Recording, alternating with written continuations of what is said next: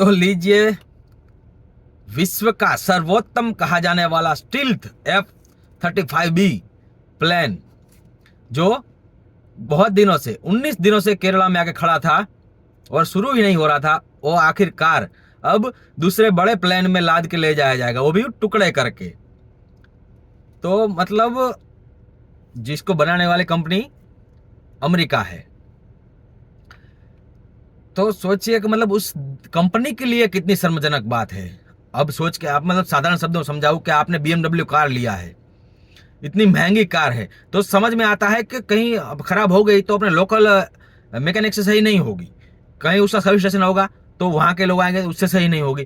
फिर जो कंपनी बनाई है उसके ही इंजीनियर पूरा सामान लेके आ जाए अपना, फिर भी ये गाड़ी शुरू ना हो, फिर उसको किसी और गाड़ी पे बिठा के डाल के उसको ले जाना पड़े कार ट्रक ब्रक में लाद के वहां पर कंपनी में, और फिर वहां पर सही करना पड़े, तो उस कंपनी का इज्जत क्या रहेगा।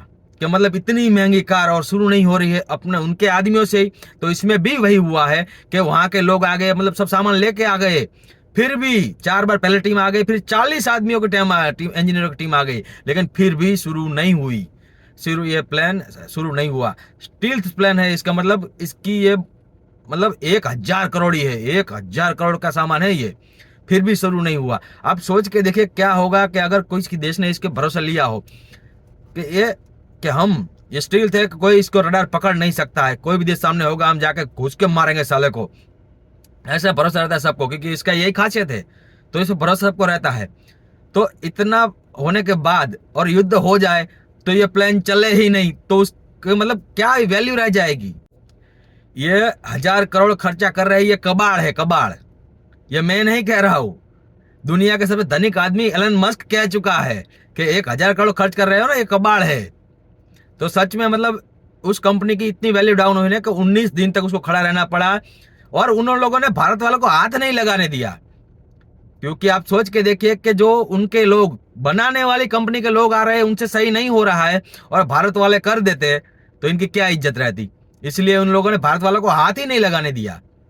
मतलब इसमें तो बहुत सारी थ्योरी चल रही है कि ये हो जासूस करने आया, ये वो कुछ भी हो सकता है, होने को तो कुछ भी हो सकता है।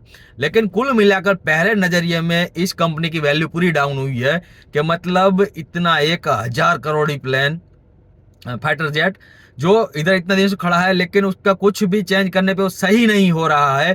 कंपनी जिसने बनाई है वो आ गए तब भी सही नहीं हो रहा है।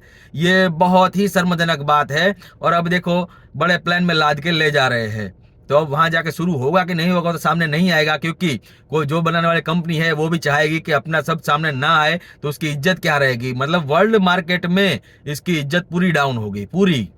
कि मतलब जिसका पर दम भरते थे कि दुनिया का सर्वश्रेष्ठ प्लेन, दुनिया का सर्वश्रेष्ठ यही प्लेन, ये फाइटर जेट अमेरिका चाहता था भारत खरीदे। ओ मतलब भारत वालों ने क्या भी सोचा होगा उनको, इन्होंने नहीं खरीदा।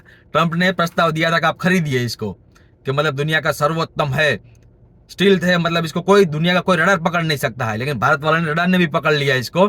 और हाल में ही दूसरा किस्सा ऐसा हुआ है कि आंध्रा में भी रडार में एक ऐसा ही प्लेन पकड़ा गया, और वो तुरंत हमारी वायुसेना में सीमा में घुसा और तुरंत वापस निकल गया। पर होने को कुछ भी हो सकता है वो लोग फिर से भारत का रडार चेक कर रहे हो कि भारत का रडार पकड़ सकता है कि नहीं। लेकिन दोबारा भी पकड़ा गया है, लेकिन अभी उसकी चर्चा बहुत ज्यादा नहीं है, शायद धीरे धीरे वो चर्चा भी सामने आएगी। तो आप देखिएगा अब क्या होता है। मतलब कुल मिलाकर इस 1000 करोड़ की पूरी इज्जत नीलाम हो गई।